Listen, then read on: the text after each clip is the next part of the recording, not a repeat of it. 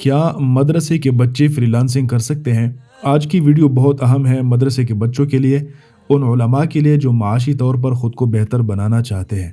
میں آپ کو سنہرے خواب نہیں سناؤں گا، بس اس ویڈیو کی توسط سے آپ کو ایک راستہ دکھانا مقصود ہے، اور پھر سیانے لوگ خود آگے بڑھ سکتے ہیں، کیونکہ دنیا بہت بڑی ہے۔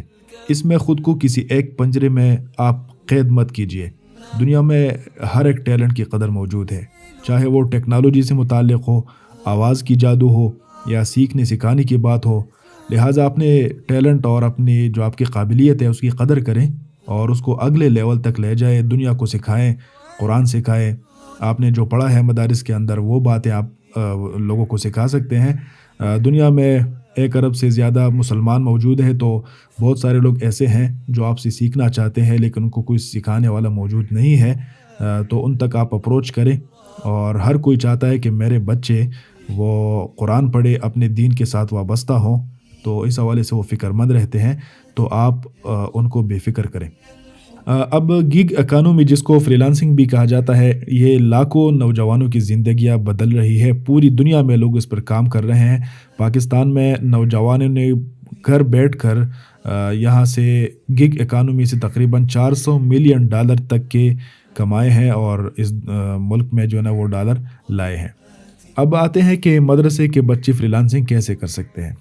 تو قیام پاکستان کے وقت پاکستان میں مدرسوں کی تعداد تقریباً 150 تھی، مگر اب جو صرف رجسٹر مدارس ہے وہ 32,000 سے زیادہ ہے، جہاں تقریباً 25 لاکھ سے زائد افراد اور طلباء تعلیم حاصل کر رہے ہیں۔ مدرسے کے بچوں کو وہ مواقع میسر نہیں ہے جو انگریزی تعلیم یافتہ بچوں کو ہوتے ہیں۔ مثلاً مقابلے کے امتحانات میں، جیسے کہ CSS اور PMS وغیرہ امتحانات ہوتے ہیں، تو اس میں مدارس کے بچوں کا ریشو بہت کم ہوتا ہے، اور بہت کم بچے اس کو پاس کر پاتے ہیں، اور اس میں بھی وہی بچے آگے بڑھ پاتے ہیں جو اسکول کی تعلیم کے ساتھ وابستہ ہو جاتے ہیں، باقی جو ہے نا وہ ان میں نہیں ہوتے۔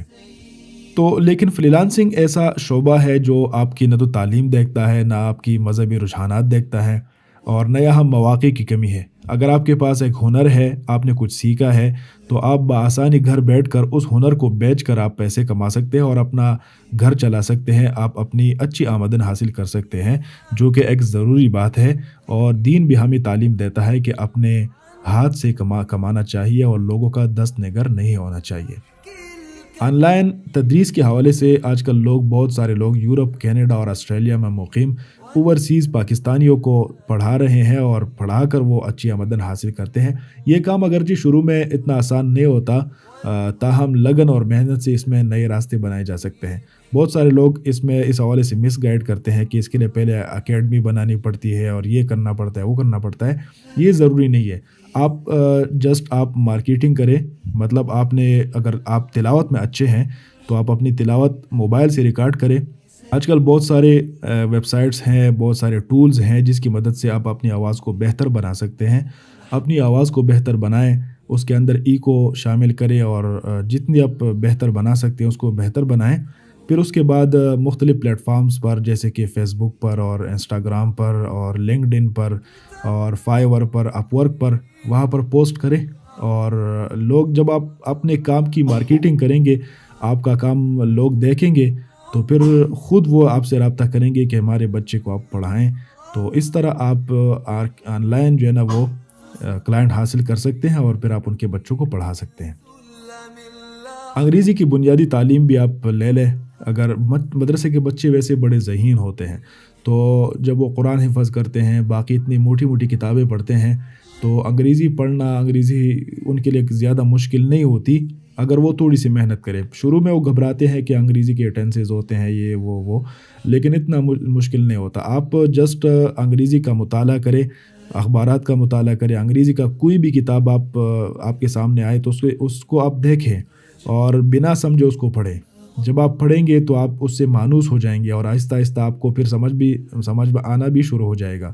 آپ سنیں، آپ جو خبریں اور جو چیزیں آپ اردو میں سنتے ہیں، جو ویڈیوز آپ اردو میں دیکھتے ہیں، کوشش کریں کہ آپ جو انگریزی کے اندر ہوتے ہیں ان ویڈیوز کو آپ دیکھیں، ان کو سنیں، تو آپ کی انگریزی بڑی بہتر ہو جائے گی، اور آپ کو سمجھ آ جائے گا کہ کس طرح لوگوں سے بات کرنی ہے۔ پھر آپ ایسا کریں کہ آن لائن جو آپ کا کام ہے وہ اس کو پھیلائے، اس کو لوگوں کے ساتھ شیئر کریں اور ان کو بتائیں کہ کس طرح میں اچھے طریقے سے آپ کو سکھا سکتا ہوں، پڑھا سکتا ہوں، یا آپ کے چینل کے لیے ریکارڈنگ کر سکتا ہوں، یا آپ کو کوئی دینی کتاب پڑھا سکتا ہوں۔ اگر آپ کا عربی کے حوالے سے ٹرانسلیشن ہے تو وہ کر سکتا ہوں۔ بہت سارے کام ہیں، میں انشاءاللہ اس پر مفصل ویڈیوز بھی بناؤں گا۔ اگر آپ انٹرسٹڈ ہیں تو آپ مجھے کمنٹ میں بتائیں، میں انشاءاللہ اس پر ویڈیوز بناؤں گا کہ کون کون سی سکلز ہے، کون کون سی چیزیں ہیں جس میں مدارس کے بچے انتہائی آسانی کے ساتھ چیزوں کو آگے لیول تک لے جا کر اچھے پیسے کما سکتے ہیں۔ تو اس کے لیے بہت ساری ویڈیوز ہیں، یوٹیوب پر موجود ہیں، آپ وہاں سے بھی سیکھ سکتے ہیں۔ لیکن بعض یہ ہوتا ہے کہ لوگ اکثر ایسے اصطلاحات استعمال کرتے ہیں، خاص کر انگلش میں، کہ وہ بچوں کو سمجھ میں نہیں آتی، مدارس کے طلبہ کو یا علماء کو۔ تو اگر آپ کو مشکل پیش آ رہی ہے تو آپ مجھ سے پوچھ سکتے ہیں، یا ہر ایک چیز جیسے کہ فائیور پر گگ بنانا، اپ ورک پہ کام کرنا، لنکڈن پر کیسے پوسٹ کریں، فیس بک پر کیسے کریں، انسٹاگرام پر کیسے کریں مارکیٹنگ، تو یہ ساری چیزیں انشاءاللہ میں پھر آپ کو سکھا دوں گا، اور اس کے ذریعے آپ انشاءاللہ آگے محنت کر کے آپ آگے بڑھ سکتے ہیں۔ تو اپنی عادات بدلے، روزانہ 1 یا 2 گھنٹے شروع میں فری لانسنگ کو دیں، اور آپ کو پتہ چل جائے گا کہ آپ کے اندر کیا تخلیقی صلاحیت ہے اور آپ کیسے اس کے ذریعے اپنی آمدن میں بدل سکتے ہیں۔ تو جب آپ یہ فیصلہ کریں تو پھر اس اسکل کو سیکھیں۔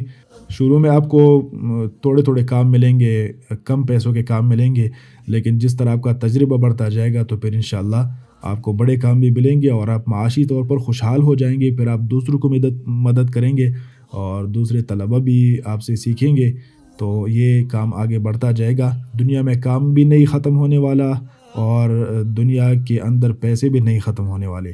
بس آپ نے محنت کرنی ہے، اور اپنا حصہ جو آپ کے مقدر میں ہے، اللہ تعالیٰ نے آپ کے لیے لکھا ہوا ہے، اس کو آپ نے وہاں سے اٹھانا ہے۔ العمر صارت تمر كالساعات دقائق العمر صارت